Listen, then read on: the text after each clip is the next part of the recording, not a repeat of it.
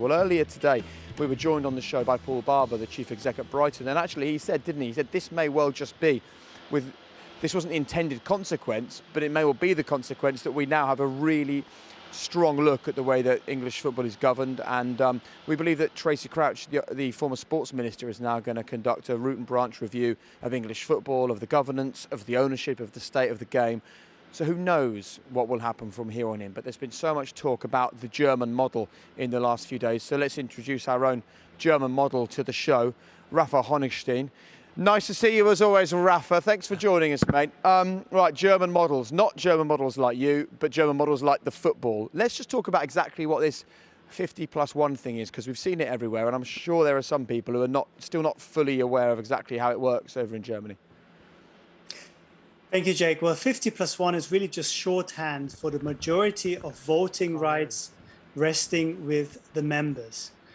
So the members always must own, although they don't physically own, but must control the majority of every club. The result of this is that a club cannot be bought and sold because it is not an asset that can be majority owned by anyone else. So there is no investors coming in, taking over the club. There is no type of investors that you see in the Premier League for that reason. Now, there are some negatives to this because it's very difficult to attract money and to build clubs because of that rule. But as we've seen this week, there are some huge positives, and there are really two.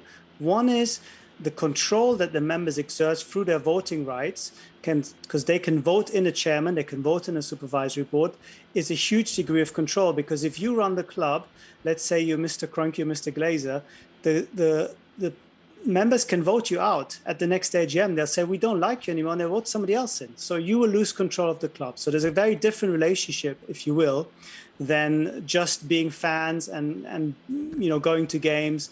You could really control the club. The second thing is that because you don't have investors running the club, the people who run the club tend to be local people. They tend to be ex-footballers. They tend to be people who have a foothold, a footprint in the city. And because of that, there's a close proximity, and that proximity also creates a huge amount of accountability, because nobody wants to run a club and then, annoy the whole city and run a gauntlet every time they go and buy, a pretzel or go to a restaurant. So that, because these guys are inside those places where the clubs are situated, it makes them think twice, maybe three times before they do something that might damage the reputation of the club and themselves.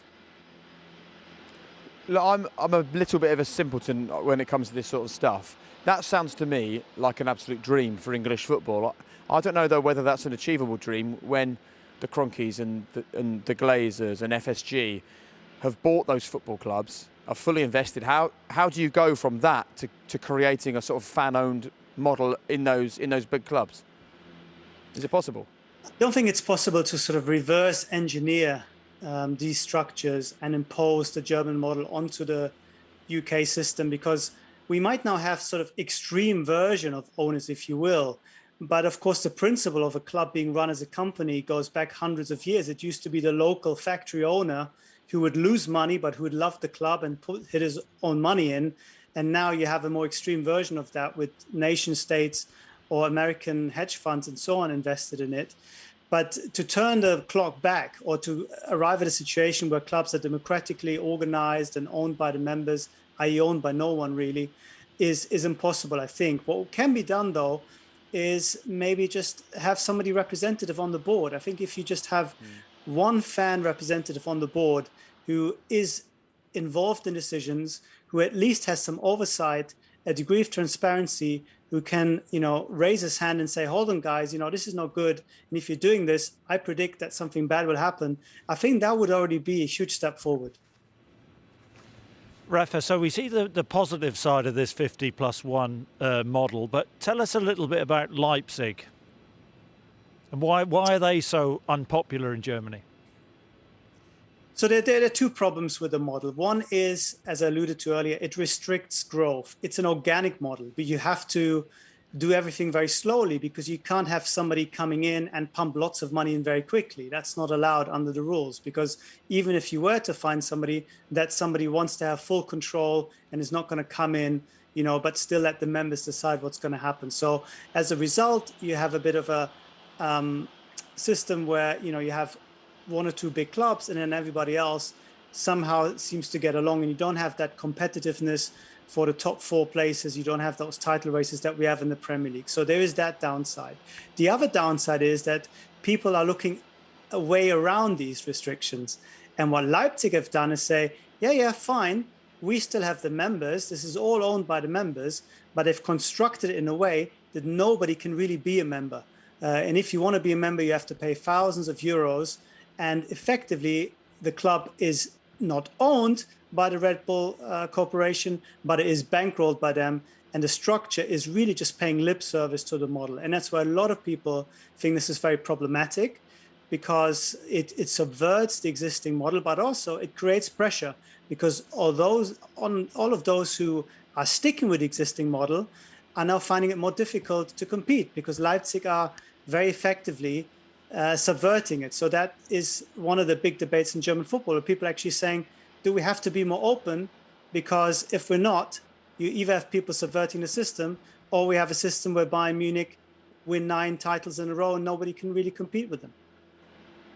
I think it's so interesting to hear you talk about this, and I suppose you're in such a unique position because you totally understand not just German football, but you understand the German football fan, and you've spent so much time working over here that you totally get the way that us English football fans think about our clubs. I suppose my concern, Rafa, is that actually lots of English football fans are really quite addicted to the way that we run our football over here. They might moan and groan about, pay TV and Sky Sports and BT Sport, but actually they at the same time love it when their club goes out and spends £150 million on a player, and they know that the majority of that money comes from broadcast money getting pumped into the game. Or they might moan and groan about the ticket prices, quite rightly so, especially compared to Germany, but then they love it when they go to a beautiful new stunning stadium and it all looks wonderful. I just wonder whether we would ever get to a point where we could take ourselves away from this, because I'm a fan of a club owned by someone who's local and not very rich, and every time I go into Norwich, I have Norwich fans going, we've got to get a rich foreign owner in, we've got to go and get some money somehow. And it's like, you can't have it both ways, can you? I would love us to run our football in this country where it's not about rich foreign ownership, it's about the fans, but we'll all have to change our mindset for that to happen. I agree with you completely, Jake, and I think it would be nice if this was a pivotal moment where maybe fans would think about their own clubs a little bit differently. I was very, very surprised and very happy when I saw Chelsea fans basically taking on their own club, and that decision, even though on the face of it, they would have been one of the huge winners of this new system. They would have been guaranteed starters in a elite group. They would have made more money. They would have probably been able to buy better players. But they realized, just like everybody else, that this comes at the cost of destroying the football ecosystem and destroying everything that we hold dear about how football works. And they said, no, this is going too far.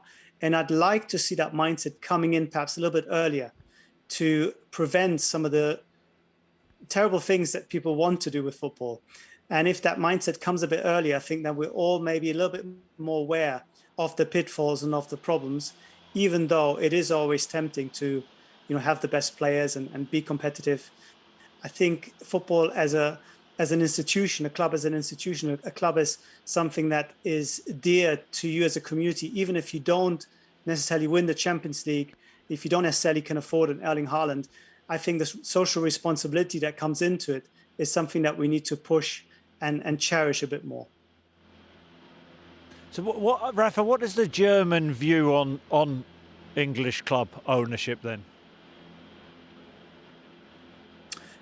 Well, I think it's a mix. I think on the one hand, people look always towards England as, the motherland of football, and that's where the passion comes from. That's where football, is still played in its purest form. But at the same time, of course, it isn't, because it's played in its most globalized form with foreign owners, foreign coaches, players. They're foreign everywhere. But the whole infrastructure is now foreign to a large extent. And people, I think, see it with a sense of loss and a sense of sadness, really, that they believe that English football has sold out to a certain extent. Now, they understand that at the same time, that's what makes all these teams so attractive. That's why they have so much money. That's why you have so many interesting games, more than in any other league, and they love to watch Liverpool play Man United. And these are huge brands also in Germany, even though of course we have our own market, which is always going to be bigger as far as fan allegiance is concerned. But there is, I think, an awareness that quality that you see in the Premier League and the excitement has come at a price. And the price has been that local fans have been priced out, but more in a sense of having a say in the input, that local fans have been marginalized. And that's why a lot of German fans, even though they would love to be more competitive, will say to you, if you ask now a Frankfurt fan, if you ask now a Bielefeld fan, do you dream of having a billionaire owner so you can compete with Bayern or you go to the Champions League? They will say no. They will say no. I'd rather not be a Manchester City in Bielefeld, but actually still control my own club. That's where most German people are at the moment. I love that. What's the point of having a billionaire owner of your football club if you're no longer connected to your football club? Hey, Rafa, thank you so much. We can listen to you all night. Very quickly, Nagelsmann to Spurs. What are you saying on that? I think it's very unlikely. Nagelsmann would like to go to Munich. Bayern would like him to come. I think it's not going to happen.